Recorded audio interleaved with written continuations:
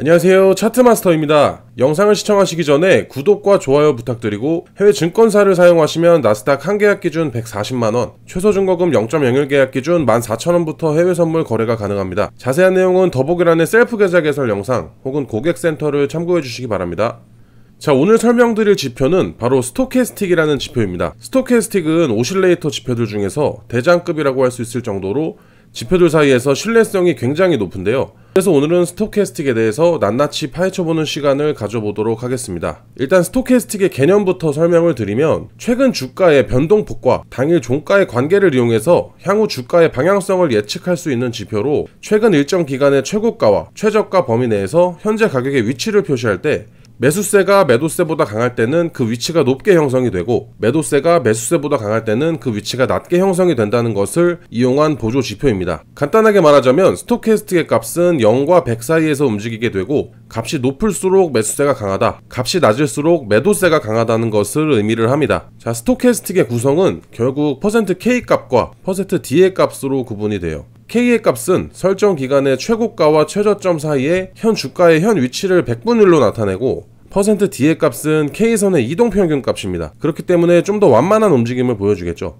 더 완만하고 객관적인 움직임을 보여주는 것이 바로 %D의 값이라고 봐주시면 될 것 같습니다. 다음으로 스토캐스틱의 설정 방법입니다. 상단에 삽입, 인디케이터, 오실레이터에 들어가셔서 스토캐스틱 오실레이터를 눌러주시면 됩니다. 자, 스토캐스틱의 설정 방법은 평균적으로 가장 많이 활용하는 게 12의 5의 5의 값입니다. 그리고 좀 더 빠른 스토캐스틱의 활용을 원하시는 분들은 5의 3의 3의 값을 대입을 해주시면 될 것 같습니다. 자, 그런데 스토캐스틱이 5분봉에서 15분봉, 평균적으로 1분봉 이상의 분봉에서 확률이 더 높아지는 경향이 있다 보니까, 그래서 12와 5의 5의 값을 대입을 하는 게 가장 일반적인 방식인데, 그런데도 나는 빠른 신호로 빠른 대응을 원한다 하시는 분들은 1분봉에 5533을 대입을 해주시면 됩니다. 그런데 빠르게 반응하고 대응한다고 해서 그게 무조건 맞는 것은 아닙니다. 왜 그러냐면 그만큼 가짜 신호도 많다는 거니까 이거는 투자자분들의 개인 성향에 맞춰서 설정을 해주시면 됩니다. 자, 이제 스토캐스틱 활용 방법에 대해서 한번 이야기 드려볼게요. 일단 크게 두 가지로 나뉘게 됩니다. 모든 오실레이터 지표들과 비슷하게 스토캐스틱도 과매수와 과매도 구간, 그리고 스토캐스틱의 골든크로스, 이 두 가지를 이용을 합니다. 먼저 스토캐스틱 과매수 과매도 자리입니다. 스토캐스틱이 결국 백분율 100과 0의 값에서 현재의 주가의 위치를 나타내고 있다 보니까 결국에는 0과 20에 가까울수록 지금 자리는 저평가가 되어 있다, 즉 판매하는 사람이 많은 자리라는 의미겠죠. 약세다라는 의미인데 저평가가 되어 있다라는 관점으로 스토캐스틱이 20 아래에 위치했을 때는, 이럴 때는 매수 포지션을 통해서 한번 진입을 해볼 수가 있는 자리라는 겁니다. 그럼 반대로 지금 현재 자리가 80에 위치해 있고 100에 가까운 자리다, 이럴 때는 반대로 매도 포지션으로 접근을 해볼 수가 있는 자리입니다. 그렇게 했을 때 매도 포지션으로 만약에 현재 자리에서 접근을 했을 경우 지수가 다시 이렇게 20으로 줄어드는 모습을 보여주죠. 결국에는 과매수와 과매도의 원리를 이용하는 방식입니다. 그럼 여기에서는 과매도 구간에 들어왔으니 이런 자리에서는 반대로 매수 포지션을 우리가 매매를 해볼 수가 있겠죠. 자, 그리고 두 번째, 과매수 과매도 방식도 결국에는 단점이 존재합니다. 이걸 보완해줄 방식이 스토캐스틱 골든크로스와 데드크로스를 이용하는 방식입니다. 골든크로스와 데드크로스를 이용하면 과매수 과매도 방식의 단점을 보완할 수가 있는데, 방법은 무엇이냐? 간단하게 %K선,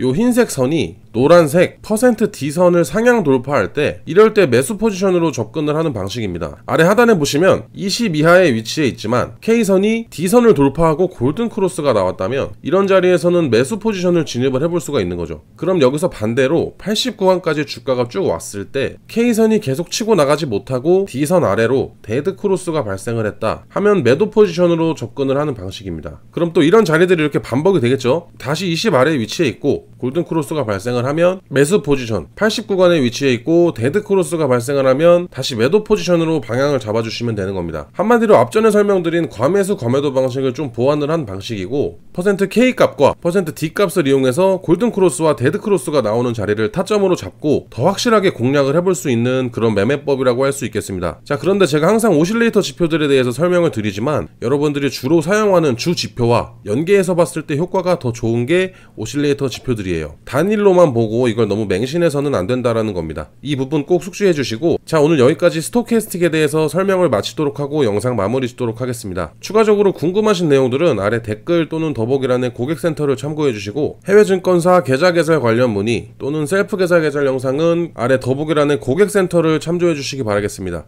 지금까지 차트마스터였습니다.